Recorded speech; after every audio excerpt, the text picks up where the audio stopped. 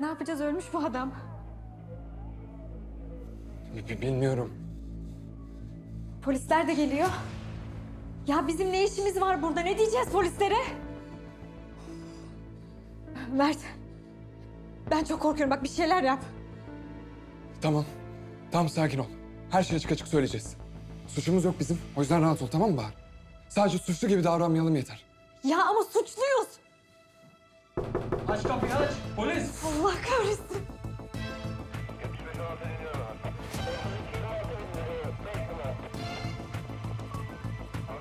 Ya memur bey, biz stajyer avukatız. Erkan Tüzün'ü de tanımıyoruz. Bir araştırma için gelmiştik sadece. Tamam kardeşim. Neyse ne. Derdini anlatırsın yeter.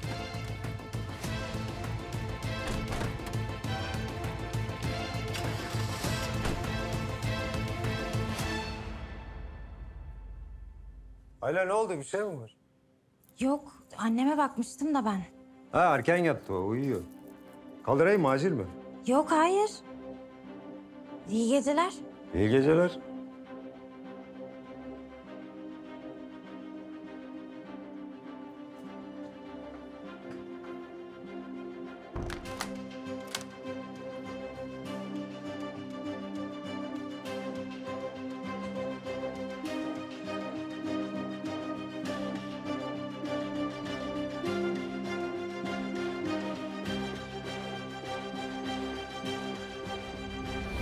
Doğan Yener'in burnu çok iyi koku alır ha, ben sana diyeyim. Yani ardında bizi takip edecek bir iz bırakmazsınız umarım.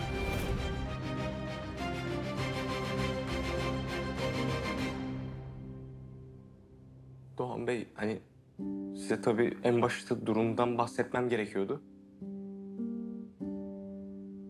Benim kalacak bir yerim yok. Bunu neden bana daha önce söylemedin? Tabii burada kalabilmek için sizden izin almam gerekiyordu. Ama yapamadım. Yani hiçbir şey yokmuş, her şey yolundaymış gibi yaşarsam yoluna girer diye düşündüm. Tabii bir yer bulunca hemen gidecektim ben. Topla çabuk bütün eşyalarını. Acele et.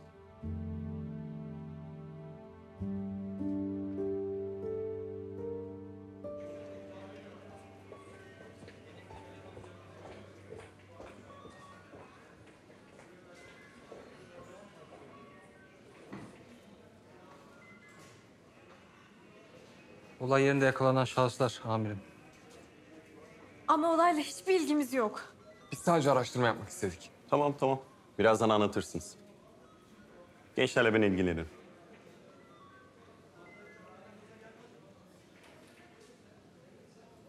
Sen Yaşar'ın komşusu değil misin? Evet. Tamam ya, ben de nereden tanıyorum dedim. Şimdi savcı gelene kadar sizi biraz nezarethanede misafir edeceğim. Tamam? Hadi buyurun şöyle.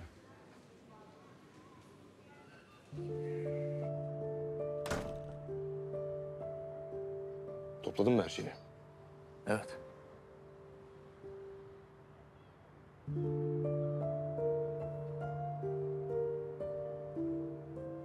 İzmir usulü çemen. Bugün markette gördüm, dayanamadım, aldım. Karnın mı aç? Yo, yedim. Tokum yani. Yeni aldım ya, kıyamadım. Ama siz seviyorsanız size verebilirim. Yedikçe beni hatırlarsınız.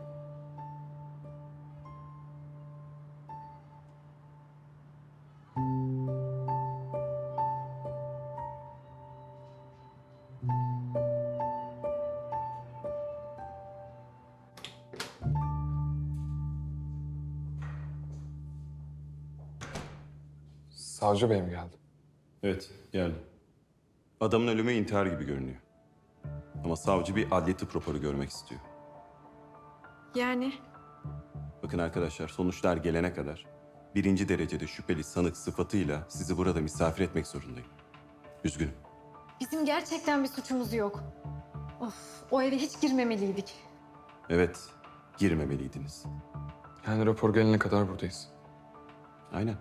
Hatta ifadenizi alabilmemiz için bir avukata ihtiyacınız olacak. Mert. Doğan Yener'i arayalım. Yok, ben arayamam ya, cesaret falan edemem. Olmaz. Ama bize ondan başkası yardım edemez. O da doğru ya. Hadi gelin benimle.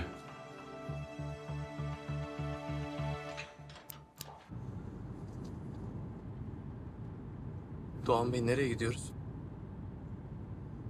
Gidince görürsün.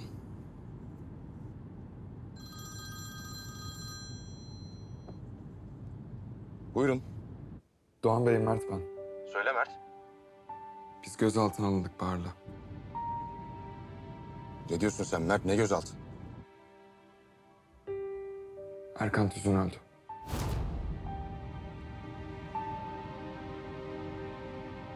Tamam, geliyorum hemen.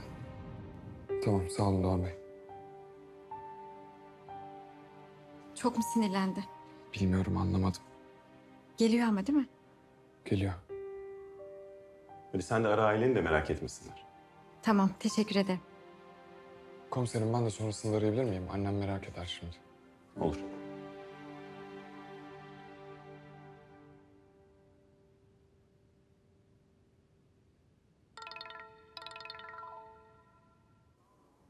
Banu. Abla? Ben şimdi nezaretteyim. Gözaltına alındım. Gözaltına mı alındın? Ne oldu? Banu sakin olur musun lütfen? Korkacak bir şey yok. Abla nasıl sakin olayım? Böyle bir durumda nasıl sakin olunur ya? Neden gözaltına alındın? Kızım ablana bir şey mi oldu? Ne oldu?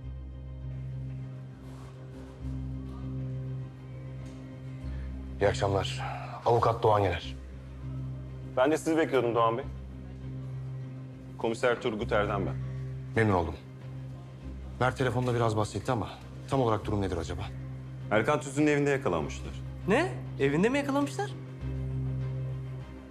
Nasıl yani? Akşam saatlerinde bir ihbar aldık. Erkan Tüzün'ün evine girerken komşusu birilerini görmüş, şüphelenmiş. Bizim ekipler de intikal ettiğinde olay yerine Mert'le Bahar evdeymiş. İfadeleri alındı mı? Hayır, sizi bekledik. Buyurun. Ege, sen bunu bekle.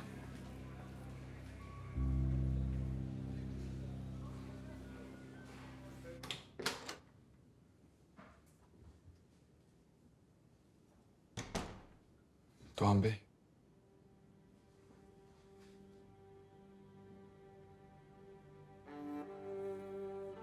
Arkadaşlığı buraya aldık ama normal prosedürleri uygulamadık.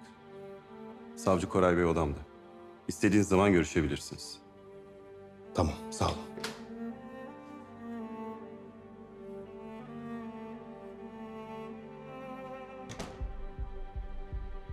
Ne işiniz vardı o evde? Biz adamı takip edelim dedik. Neden? Dedektif misiniz siz?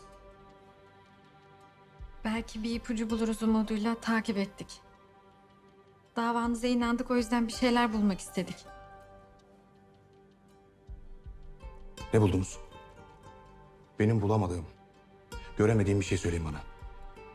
Cezaevinden çıkar çıkmaz peşine birileri düşer diye düşündük.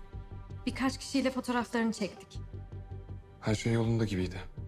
Arkadaşlarıyla buluştu. Eğlenmeye gitti. Sonra onu bir çantayla gördük.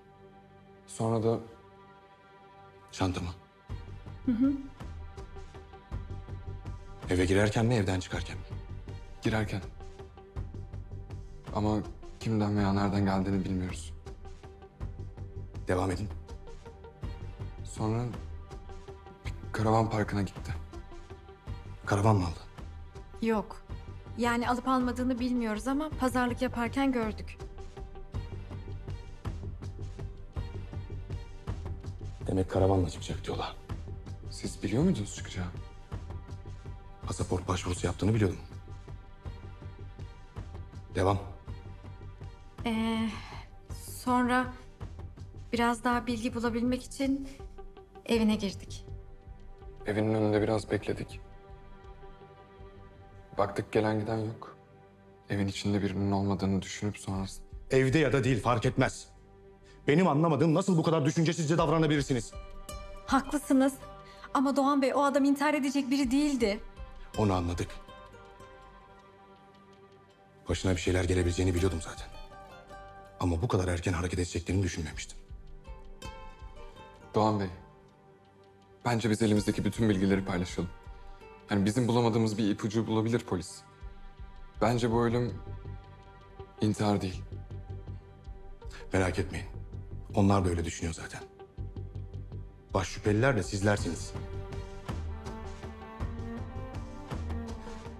Tamam, siz her şeyi olduğu gibi anlatın. Bana yardımcı olmak için böyle bir maceraya atıldığınızı söyleyin. O fotoğrafları, gözlemlediğiniz her şeyi paylaşın polisle.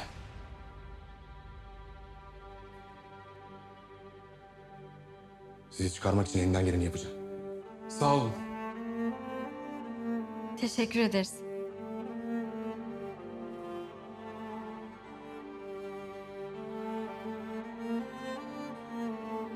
Ben teşekkür ederim.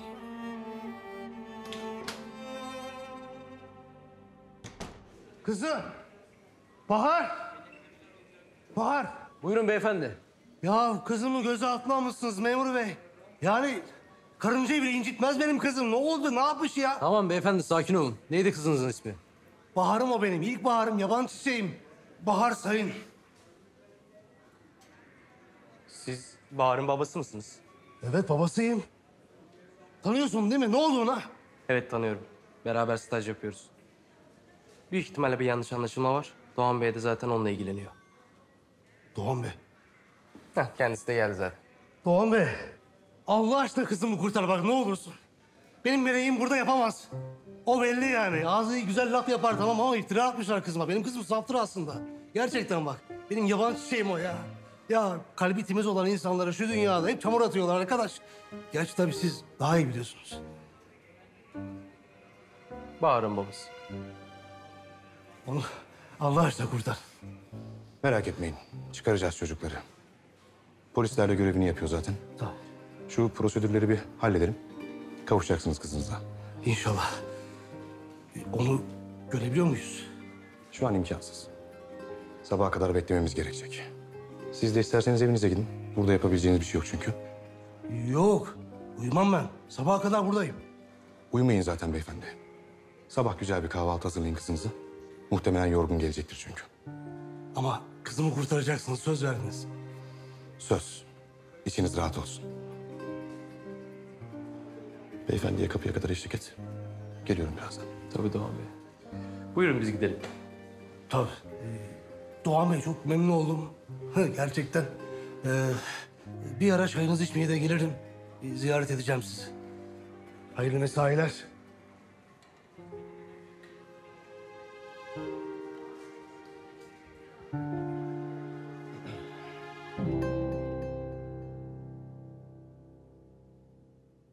Annem telsiz sesini duyunca şüphelendi. Televizyon sesi diye saçmaladım. Ondan bir şey saklamak çok zor. Sabaha kadar buradayız. Yapacak bir şey yok. Kadını gece gece telaşlandırmamak için bunu yapmak zorundaydın. Orası öyle tabii. Ama insan değer verdiği insanlardan bir şeyleri saklamak zorunda kalınca üzülüyor.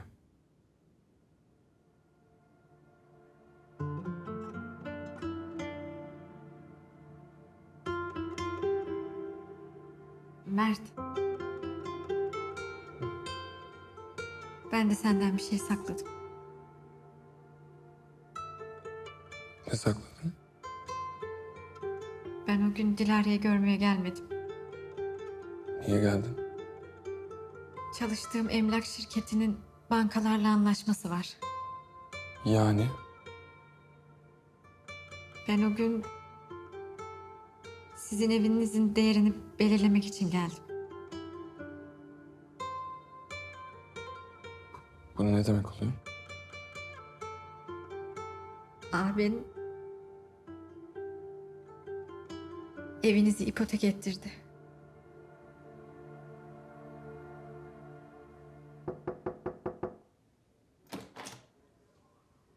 Gel Doğan.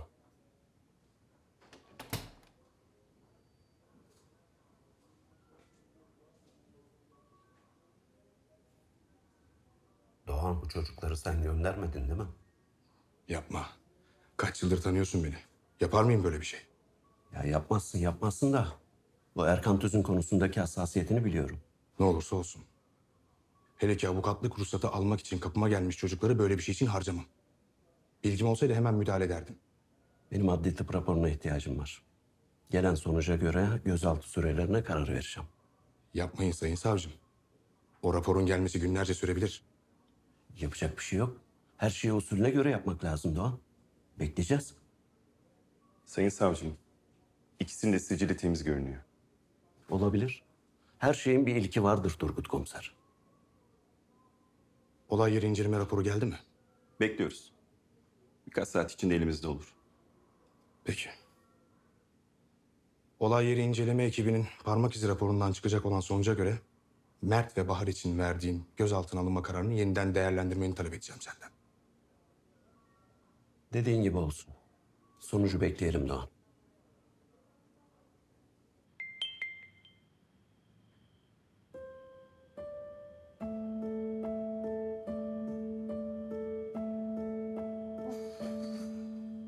Kim ya bu gece gece?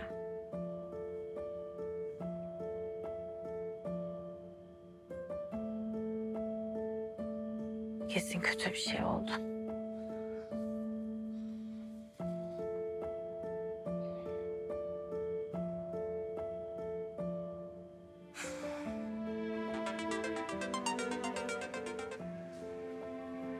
Alo.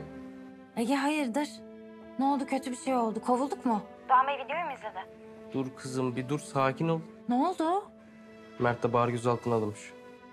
Nasıl yani? Kerem mi? Yok o değil. Erkan Tüzün ölmüş. Nasıl ölmüş ya? Bizimkilerle ne ilgisi var ki? Bilmiyorum. Ama bizim gerizekalılar adamın evindeymiş. Tabii bunlar adamın evine girdiler. Adam da bunları görünce olay patladı. Sonra Mert de gene yanlışlıkla elini kana buladı değil mi? Yuh ne ara yazdın bu kadar senaryoyu? Bilmiyoruz. Yani Doğan Yener öğreniyor şu an. Tamam da senin nasıl haberin oldu? Doğan Bey aradı. Arkadaşlarını gözaltına almışlar dedi. Ben de çıktım geldim. Doğan Bey geliyor, ben seni gelişmelerden haberdar edeceğim. Hadi bay bay.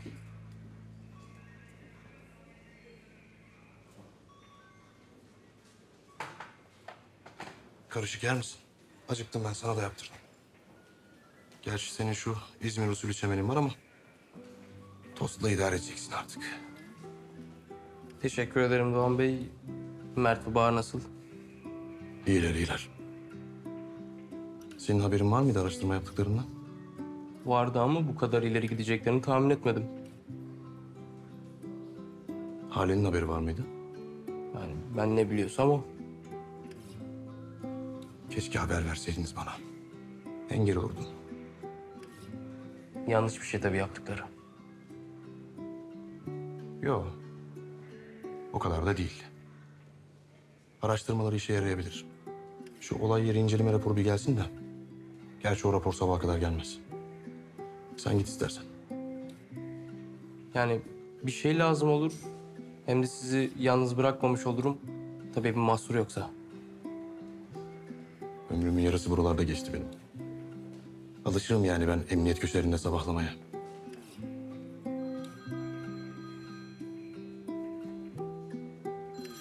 Tülin arıyor. Haber vermiyor musun? Merak etti tabii olup bitine. Müsaadenle. Tabii ki. Ne güzel ya. Gözümün içine baka baka abimle beraber oyun oynadınız resmen bana. Ya ben anneme nasıl söyleyeyim şimdi? Kadıncağız perişan olacak. Parayı ödeyemeyince evde gidecek. Nasıl kalkışır benden gizli böyle işlere ya? Ya bana söyleseydin ben en azından engel olabilirdim. Mert çok üzgünüm. Abi ya. Var ya bu kaçıncı vukuatın oldu artık ya.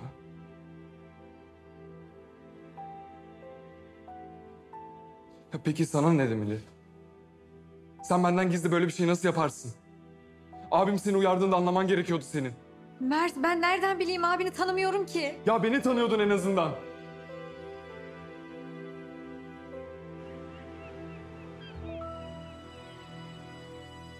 Adamın üzerine herhangi bir parmak izine rastlanmamış. Başka bir şey? Bundan sonrası bizde. Ölümüyle ilgili bütün araştırmalar yapılacak. Çocuklar ifadelerinde de söylemişti ama yine de hatırlatmak isterim. Bir çantadan söz ettiler. Önemli olabilir. Evet, olabilir.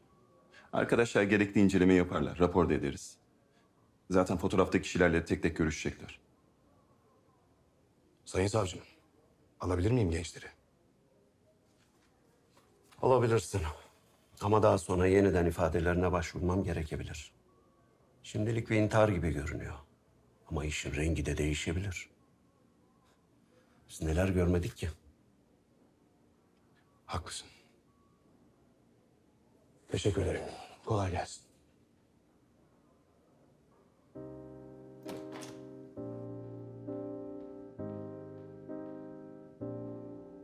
Biliyorum bana çok kızgınsın ama Bilemezsin. Tahmin bile edemezsin. aslında biraz tahmin edebiliyorum. Sabaha kadar hiç konuşmadın Mert. Ne yapmamı bekliyordun? Tüm gün buraya tıkılıp kalmışım.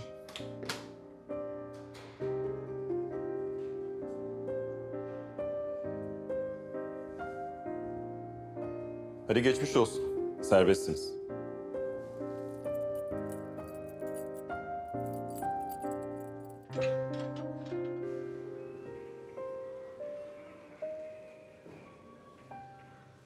Geçmiş olsun. Sağ ol Ege. Senin ne işin var burada? Sen bunu bana dedin mi cidden? Asıl sizin ne işiniz var burada? Ege'ye ben haber verdim. Hemen atlayıp geldi. Bu saate kadar da sizi bekledi. Sağ olsun beni de yalnız bırakmadı. Sağ ol. Sağ ol. Evet. Mesai vakti yaklaşıyor. Benim Tülin'le buluşmam lazım. Geçerken seni ofise bırakırım.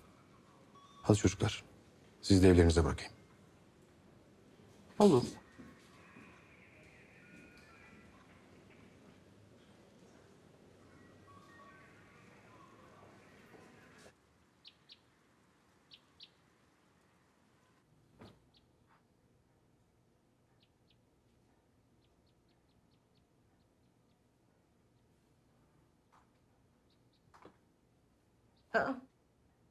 Mert, oğlum. Sen daha yeni mi geldin? Evet anne, az önce geldim. Bu nasıl iş böyle sabahlara kadar be oğlum? Ha? İyi misin sen? Anne, aslında iş yüzünden değil. Gözaltına aldılar. Karakoldaydım. Nezarette kaldım bütün gece o yüzden. Ne karakolu oğlum, nasıl? Ne nezareti? Ya bir yanlış anlaşılma oldu ama hallettik yani, merak etme. Günaydın sultanım. Aha ve onun biricik oğlu. Dur şimdi dur. Bak kardeşini gözaltına almışlar. Akşam nezarethanedeymiş. Nasıl? Anlat şunu bir. Oğlum ne gözaltısı?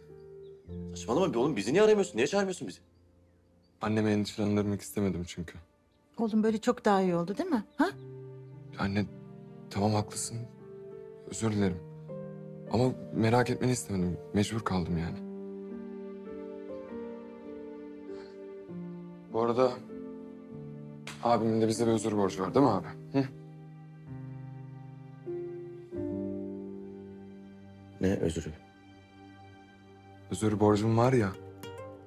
Ne konuda özür borcum var benim sana? Annemle benden gizli evi ipotek ettirmen konusunda. Ne zaman söyleyecektin acaba bize? Bir dur bakayım sen bir şimdi. Sen bunu kimden duydun? Kim söyledi sana bunu? Ha?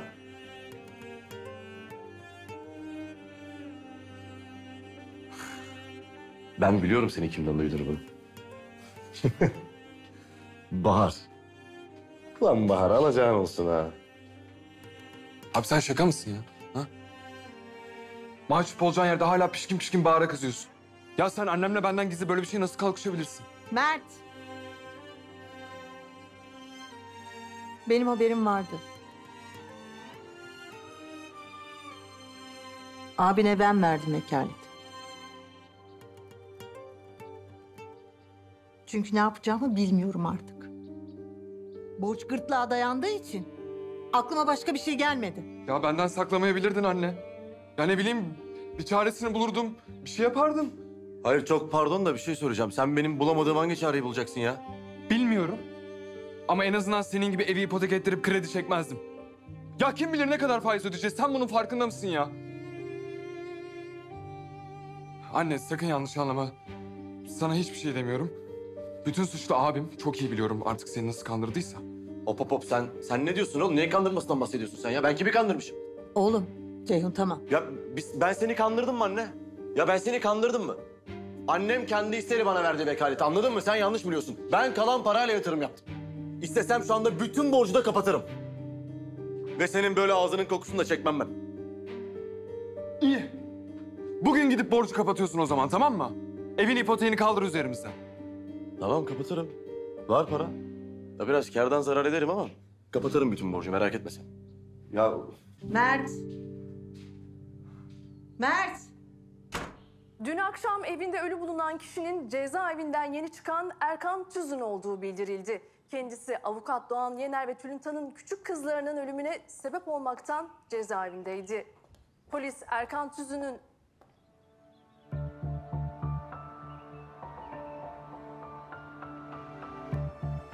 Tahsin'cim kahve yapıyorum. İçer miyiz? Kahve? Tabii ya içeriz, kahve içeriz.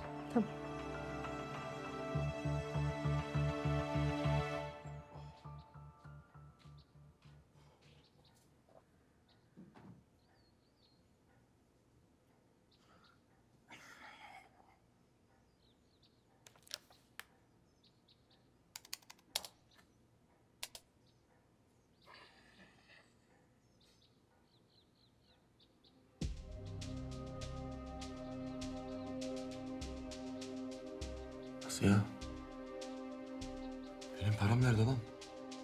Ceyhun. Oğlum bak. Ütüledim gömleğini koyayım böyle. Bir şey mi oldu oğlum? İyi misin? Bir şey mi oldu? İyiyim. İyiyim, bir şeyim yok. Şey yapmışlar. Ne yapmışlar? İş programını yollamışlar da ona baktım ben. Bak ne diyeceğim sana Ceyhun. Şimdi böyle kardeşinden gizli kendi başımıza bir şeyler yaptık. Benim hiç içime sinmedi. O yüzden sen şimdi o ipoteği kapat, tamam mı? Dinliyor musun beni? Kardeşinle de aran açılmasın. Ceyhun. Tamam mı? Halledeceğim ben bir şekilde. Halledeceğim ben, merak etme.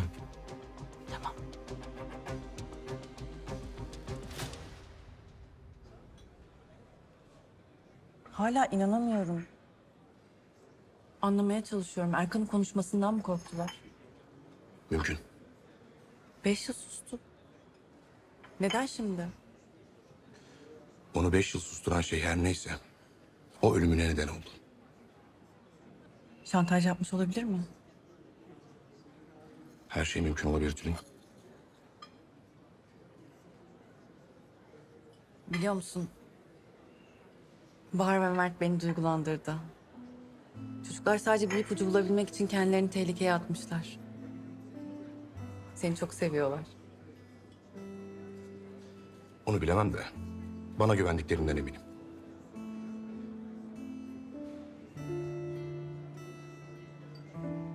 Aklından ne geçiyor? Düşünüyorum sadece. Ölmeden hemen önce pasaport başvurusu yaptı. Çocuklar da görmüş. Karavan alacakmış. Belli ki yurt dışına gidecekti. Cezaevindeyken ilk yıllarında sadece babası ziyaretine geldi. Başka kimse gelmedi. Yani bu adamın babasından başka kimsesi yok. Belki yurt dışında onu bekleyen biri vardı. Olabilir. Dosyaya savcı Koray bakıyor değil mi? Evet. O kolay kolay bırakmaz bu işin peşini. Doğru. Çocukların haberini de gizledi basından. Dosyada gizlilik kararı çıkardı. Son çıkan haberleri gördün mü? Doğan Yener haklı olabilir mi diye başlık atmışlar. Hala şüpheleri var yani. Sanmam.